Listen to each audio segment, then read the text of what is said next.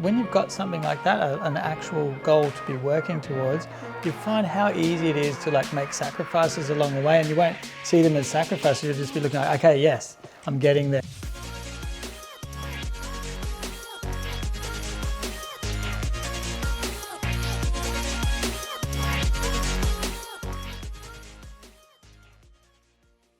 Hey, welcome to the Real Life series, a series of quick conversations about real life issues that each of us face.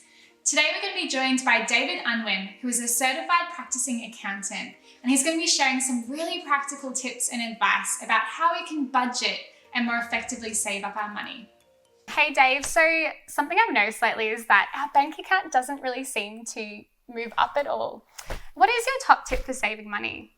Yeah, look, I'd say the first thing you need to do, Sam, is sort of set yourself a goal. So work out what is it that's a priority to you. What is it that really is going to sort of, ring the bell at the end of the day. And when you've got something like that, an actual goal to be working towards, you find how easy it is to make sacrifices along the way, and you won't see them as sacrifices. You'll just be looking like, okay, yes, I'm getting there. It's only this much time and we'll be doing whatever. Insert here, what is your priority?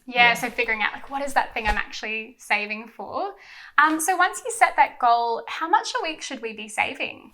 Yeah, look, that's a really interesting question. I was doing some research for this and I saw a thing that said 80% fun, 20% savings. And I'm thinking clearly that person lives at home. There's no way you've got that much money for fun. No way. Look, probably the best thing to do is to do a budget. And what you'll find is that there's certain things you have to pay, and then whatever's left, then that's savings. And then if you've got this priority that we've talked about at the start, this goal, then you work out, well, is that what's left going to make it? And if not, what do you need to adjust? So that's probably the way to go about it. Yeah, so making a budget. And how do we actually go about creating a budget or making one? Look, I've been a budget person my whole life. I'm an accountant, so that's what we do. I have one for business, but I also have one for home, and I've been using it, and Carly and I have been using it for years and years. It's been a real lifesaver because I find when you do a budget, and we'll talk about how that is, that when bills come up that you've got the money put aside to cover it as and when it falls due. And so it takes a lot of stress away doing a budget, I find. And so what I do is when we started doing a budget, and occasionally when we want to revise it, is look back through our bank statements. So maybe a month or two. Ideally, you want to look back a year, because there's some things that only come up once a year. So maybe like your car rego. And so best thing is to go back through a year's worth. I put it into Excel, so put it into a spreadsheet. Oh, so smart, So column for, you group some things. So maybe my car expenses, which covers my fuel and my servicing and my rego, all go into one column. And then you can look at what's the total for the year. And you divide that up into, if you're paid weekly, then into weekly increments or fortnightly or whatever.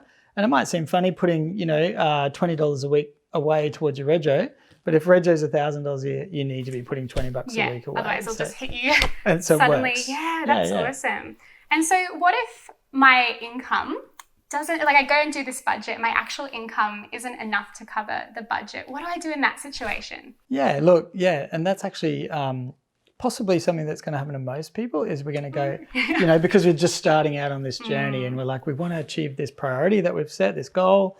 And so we've developed our spreadsheet and we look at it and we go, well, okay, that's going to take a little bit longer than I think. So I think what you do is, you set that priority, you map out what you've done, but then you can look at what can I do to adjust things to achieve this goal sooner. And so maybe that's things like looking for some budget tips. So whether that's, taking your lunch to work rather than buying it every day, or, maybe limiting yourself to one coffee, or eating before you go out with friends, one coffee a day, I should say. And so, again, it's just sort of setting priorities and going, okay, well, my priority is this savings goal. And so these are some things I can do.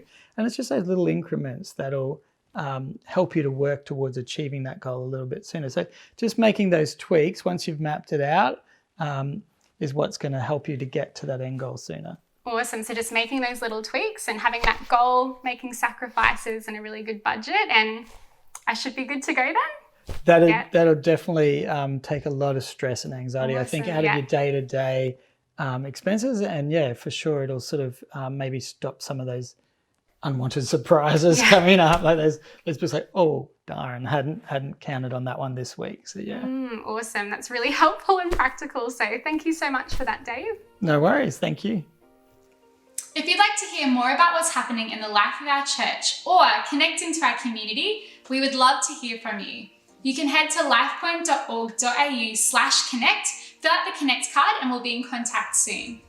Otherwise, thank you so much for joining us today for the Real Life series. If you'd like to see more of our videos, make sure you've subscribed to this channel. Otherwise, we'll see you next time.